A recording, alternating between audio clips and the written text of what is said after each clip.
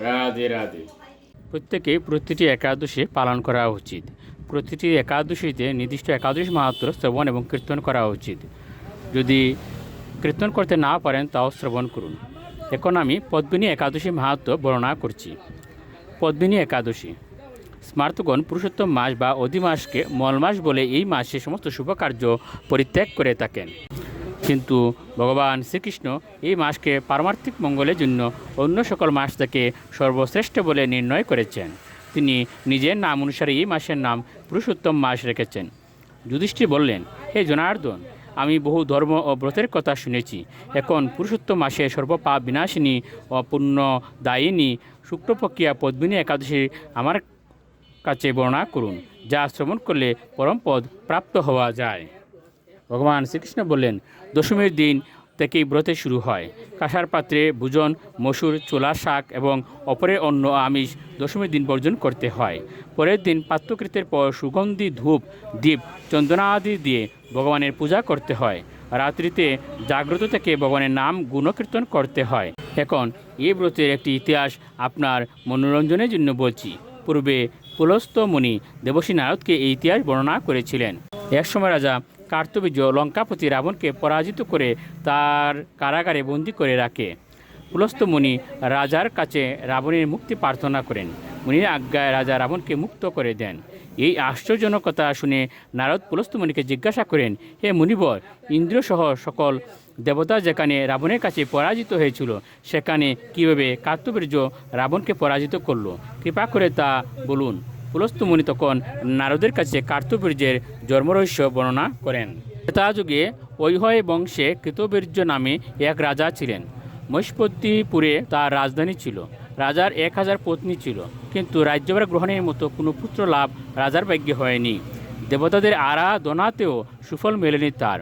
অবশেষে সাধুদের আজ্ঞানুসারে বিভিন্ন ব্রত পালন করলেন, তথাপি রাজা ছিলেন অপুত্রক। মন্ত্রীর উপর রাজ্যভার অর্পণ করে তপস্যায় যাবেন বলে স্থির করলেন রাজা কৃতবীর্য। রানী মহারাজ হরিশ্চন্দ্রের কন্যা পদ্মিনী ছিলেন অত্যন্ত পতিব্রতা। স্বামীর সঙ্গে তিনিও তপস্যার জন্য মন্দার পর্বতে গমন করলেন। সেখানে তারা 10,000 বছর ধরে কঠোর তপস্যা করলেন, কিন্তু তবুও কৃতবীর্য পুত্রসুখে বঞ্চিতই রইলেন। রানী পদ্মিনী মহাসাধ্বী অনুসূয়াকে জিজ্ঞাসা করলেন, সাধ্বী, পুত্র লাভের জন্য আমার স্বামী 10,000 বছর ধরে তপস্যা করেও বিফল হয়েছে। এখন যে ব্রত পালনে ভগবান প্রসন্ন হন এবং অতি শ্রেষ্ঠ পুত্র লাভ হয়, এমন কোনো উপায় বিধান করুন। পদ্মিনীর প্রার্থনায় অনুসূয়া প্রসন্ন হয়ে বললেন, 32 মাস অন্তর 1 মাস অধিমাস বা পুরুষোত্তম মাস আসে। এই মাসে পদ্মিনী ও পরমা 2 একাদশী। এই ব্রত পালন করলে পুত্রদাতা ভগবান শীঘ্রই প্রসন্ন হবেন। অনুসূয়ার নির্দেশে পদ্মিনী পরম শ্রদ্ধায় এই একাদশী ব্রত পালন করলেন। সেই ব্রতে সন্তুষ্ট হয়ে স্বয়ং ভগবান গুরুর বাহনে আরোহণ করে পদ্মিনীর সম্মুখে উপস্থিত হলেন। ভগবান বললেন, হে ভদ্রে, আমি প্রসন্ন হয়েছি। পুরুষোত্তম মাসের সমান কোনো মাস আমার প্রিয় নয়। এই মাসের একাদশী আমার পরম প্রিয়। তুমি সেই ব্রত যথাযথভাবে পালন করেছ, তাই আমি তোমার ইচ্ছানুরূপ বর প্রদান করব। ভগবানের স্তব করে রানী বললেন, হে ভগবান, আমার স্বামীকে আপনি বর দান করুন। ভগবান তখন রাজার কাছে এসে বললেন, হে রাজেন্দ্র, আপনার অবিলসিত বর প্রার্থনা করুন। মহানন্দে রাজা বললেন, হে জগৎপতি মধুসূদন, দেবতা, মানুষ, নাগ, দৈত্য, রাক্ষস আদি কেউ তাকে পরাজিত করতে পারবে না, এমন পুত্র আমি প্রার্থনা করি। রাজার প্রার্থনা অনুসারে বর দান করে ভগবান অন্তর্হিত হলেন। রাজা পত্নীসহ নগরে ফিরে এলেন। যথাসময়ে রানী পদ্মিনীর গর্ভে মহাবলশালী এক পুত্রের জন্ম হয়।